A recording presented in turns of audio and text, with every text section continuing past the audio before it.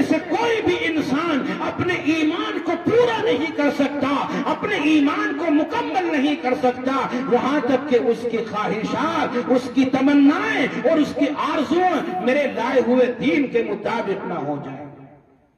میرے بھائیوں، ہر مسلمان نے کلمہ پڑھا ہے، محمد الرسول اللہ کا اقرار کیا ہے۔ ہم سب کی ذمہ داری ہے کہ ہم اپنی پوری زندگی رسول اللہ کی تعلیمات کے مطابق۔ مگر میرے بھائیوں، ہمیں ایک پیغام پہنچانا ہے، اور پیغام ہمارا اللہ کے واسطے ہے۔ عوام اور پبلک اگر زیادہ سے زیادہ سنے تو بہت اچھی بات، لیکن بہرحال پیغام جو ہوتا ہے وہ اللہ کی رضا کے لیے سنایا جاتا ہے۔ اس پر مجھے ایک واقعہ یاد آیا۔ ہمارے ایک بزرگ تھے حضرت شاہ اسماعیل شہید رحمت اللہ علیہ، بہت بڑے اللہ والے تھے، بڑے خانوادے سے، علمی گھرانے سے آپ کا تعلق تھا۔ دہلی کی جامع مسجد میں حضرت شاہ صاحب رحمت اللہ علیہ واعظ فرمایا کرتے تھے، تقریر کیا کرتے تھے، اور آپ کی تقریر کے اندر بہت بڑا مجمع ہوتا، ایک جمع غفیر ہوا کرتا تھا۔ ایک مرتبہ شاہ صاحب رحمت اللہ علیہ جامع مسجد کے اندر وعظ سے فارغ ہوئے۔ وعظ سے فراغت پر لوگ اپنے گھروں کو جانے لگے۔ وعظ سننے والے لوگ مسجد کے زینے سے اتر رہے تھے۔ اسی دوران ایک بوڑھا بیچارہ ہانپتا کانپتا مسجد کی سیڑھیوں سے اوپر جا رہا تھا، اور اس نے لوگوں سے معلوم کیا کہ حضرت شاہ صاحب دامت برکاتہم العالیہ کا وعظ ہو گیا، آپ کی تقریر ہو گئی۔ لوگوں نے کہا کہ ہاں حضرت کا وعظ تو پورا ہو گیا۔ تو اس نے ایک لمبی آنکھ بھری اور کہنے لگا، ہائے افسوس، اتنی دور سے سفر کر کے آیا تھا بیان سننے کے لیے، تقریر سننے کے لیے، اور حضرت کی تقریر پوری ہو گئی، حضرت سے بھی ملاقات ہو گئی۔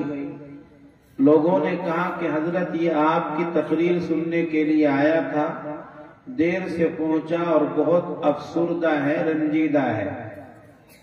حضرت نے فرمایا، آؤ بیٹھو۔ اس کو اپنے پاس بٹھایا، اور ہزاروں کے مجمع میں جو حضرت شاہ صاحب نے تقریر فرمائی تھی وہ ہو بہو تنہا ایک آدمی کے سامنے کر ڈالی۔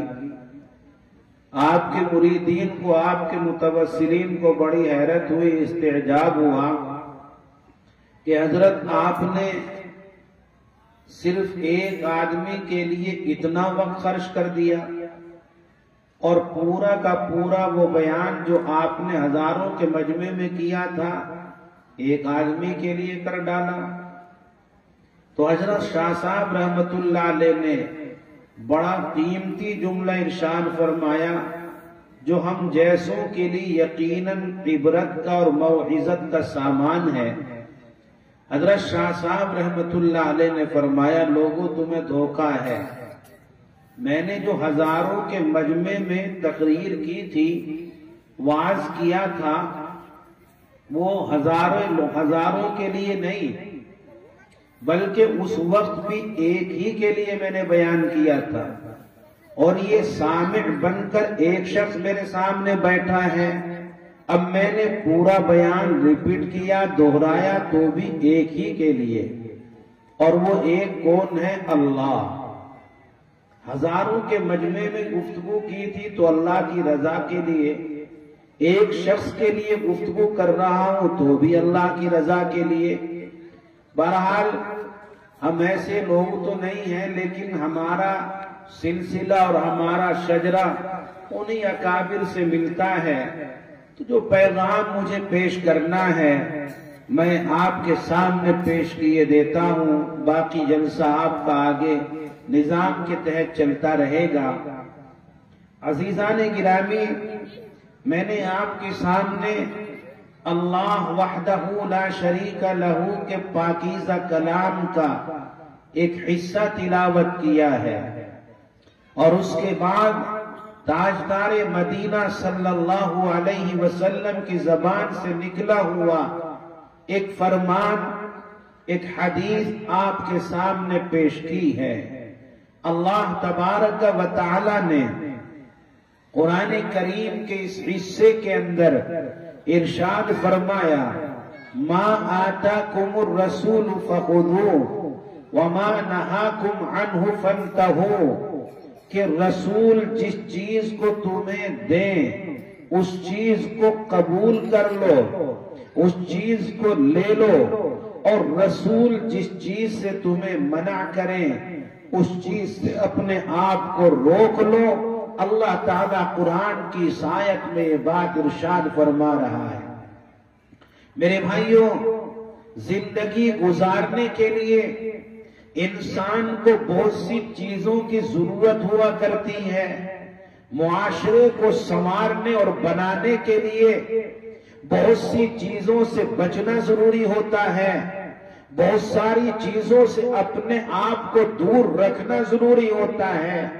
اللہ تبارک و تعالی یہ ارشاد فرما رہا ہے کہ رسول جس چیز کو دو اس کو لے لینا ہے، اور رسول جس چیز سے منع کرے اس چیز سے اپنے آپ کو رک جانا ہے۔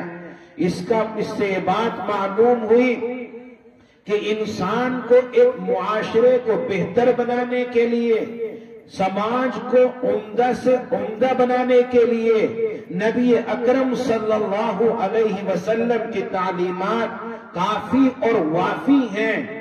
اگر ایک انسان چاہتا ہے کہ میری زندگی اچھے انداز پر گزرے، میرا معاشرہ اچھا بن جائے، سماج کے اندر سدھار پیدا ہو اور ہماری شب و روز کی زندگی سنور جائے، تو اس کے لیے اللہ تبارک و تعالی نے جس رسول کو ہمارے لیے بھیجا ہے، جس پیغمبر کو ہمارے لیے بھیجا ہے، اس عظیم پیغمبر کی تعلیمات میں ہر طرح کا طریقہ موجود ہے، ہر طرح کی تعلیم موجود ہے، ہر طرح کے وہ اسباب جن سے ہماری زندگی بنے گی، جن سے ہماری زندگی سنورے گی، وہ تمام کی تمام باتیں رسول اللہ صلی اللہ علیہ وسلم کی تعلیمات میں موجود ہیں۔ اللہ تبارک و تعالی نے جو ہمیں مذہب دیا ہے، اللہ پاک نے جو شریعت ہمیں دی ہے، وہ کوئی آپاہج شریعت نہیں ہے، وہ کوئی ناقص اور ادھوری شریعت نہیں ہے کہ آدمی کے لیے کھانے پینے کا طریقہ موجود ہو، بیاہ شادیوں کے طریقے موجود نہ ہو، ہمیں غمی کیسے منانی ہے، غمی کے موقع پر کیا کرنا ہے اس کے لیے تعلیمات موجود ہوں، خوشی کے موقع پر کیا کرنا ہے اس کے لیے شریعت ہماری خاموش ہو۔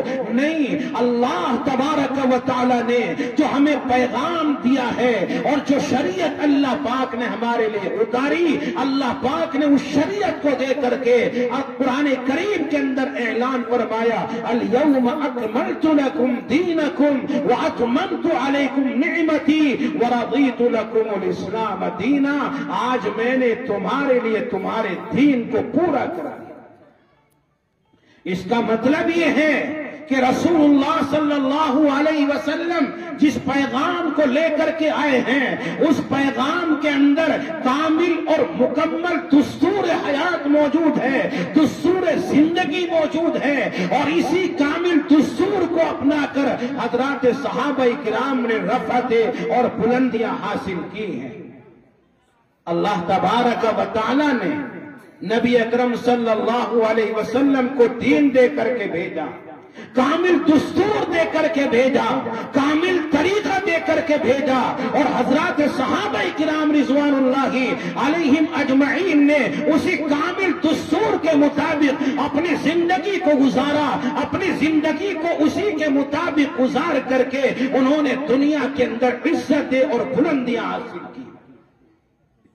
میرے بھائیوں اور بزرگوں، صحابہ کرام رضوان اللہ علیہم اجمعین کی آپ زندگیوں کا مطالعہ کریں تو ان کی زندگی کے اندر صرف وہی چیز تھی جو رسول اللہ کی تعلیم کے مطابق تھی. جب وہ رسول اللہ صلی اللہ علیہ وسلم کے دامن سے وابستہ ہوئے، آپ کے قریب آئے، آپ کی غلامی انہوں نے اختیار کی، تو پھر انہوں نے اپنی من مانی نہیں کی، اپنی من چاہی زندگی نہیں گزاری، بلکہ رب چاہی انہوں نے زندگی گزاری. ہر آن ہر لمحہ انہیں اسی چیز کی فکر رہتی تھی کہ رسول اللہ کی تعلیم ہماری زندگی میں کیسے آ جائے، آپ کا طریقہ ہماری زندگی میں کیسے آ جائے، آپ کی سنت ہماری زندگی میں کیسے آ جائے. ہر آن ہر لمحہ یہی ان کو فکر دامنگیر رہتی ہے. اور میرے بھائیوں، کامل ایمان کی شکل بھی یہی ہے.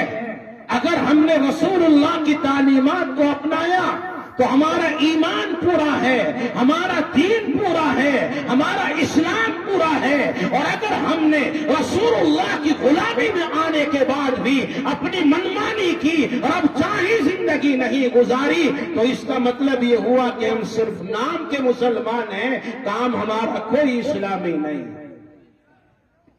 اللہ تعالیٰ نے قرآن کے اندر ارشاد فرمایا، ما آتاکم الرسول فخذوہ وما نہاکم عنہ فانتہوا. رسول جو ایک مکمل دستور لے کر کے دنیا میں آئے ہیں، رسول جس بات کی تمہیں تعلیم دے اس کو اپناؤ، اور جس چیز سے روکے اس چیز سے اپنے آپ کو روک لو.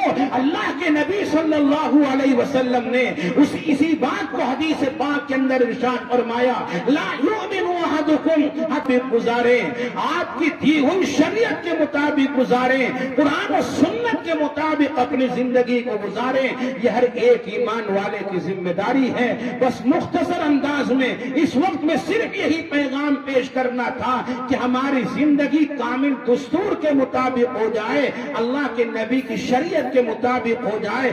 اس وقت میں مختصراً یہی پیغام میں پیش کر کے آپ سے رخصت ہوا چاہتا ہوں. میں تو بہت دیر سے آیا ہوا تھا، مگر آپ لوگ تاخیر سے پہنچے. اللہ ہم سب کی حاضری کو قبول فرما لے. وآخر دعوانا ان الحمدللہ رب العالمین. جزاک اللہ کا چشمہ باز کر دی، جزاک اللہ کا چشمہ باز کر دی، مرابہ جان جا ہمراز کر دی. عزیزان گرامی، ماشاءاللہ ہمارے کرم فرما آج کے اس پروگرام کے مہمان خاص حضرت اقدس حضرت مولانا مفتی محمد حسن صاحب زیدہ مجدور وفیضہ، استاد حدیث و فقہ مدرسہ نور اسلام شاپیر میرٹھ. الحمدللہ مفتی صاحب نے مختصر سے وقت کے اندر بڑی قیمتی و کارآمد مفید باتیں ہم سبھی کے درمیان رکھی ہے. دعا کرے اللہ تبارک و تعالی ہمیں اس کے مقتضا پر عمل کرنے کی توفیق عطا فرمائے. کیونکہ دوستو، عمل کے بغیر زندگی میں ہمیں نہ منزلیں مل سکتی ہیں جس کے ہم متلاشی ہیں، اور نہ ہمارے اندر ثبات قدمی اسلاف کی شان پیدا ہو سکتی ہے جب تک کہ ہم رضا الہی و خوشنودی رب کے لیے اپنے عمل و عبادات کو خدائے آئین و اصول کے تابع نہ کر لیں. ہم صراط مستقیم پر گامزن نہیں ہو سکتے. شاعر مشرق علامہ اقبال علیہ الرحمہ نے اسی حقیقت کو واشگاف کرتے ہوئے وضاحت کرتے ہوئے کہا ہے کہ عمل سے زندگی بنتی ہے جنت بھی اور جہنم بھی. عمل سے زندگی بنتی ہے جنت بھی اور جہنم بھی. یہ خاک اپنی فطرت میں نہ نوری ہے نہ ناری ہے.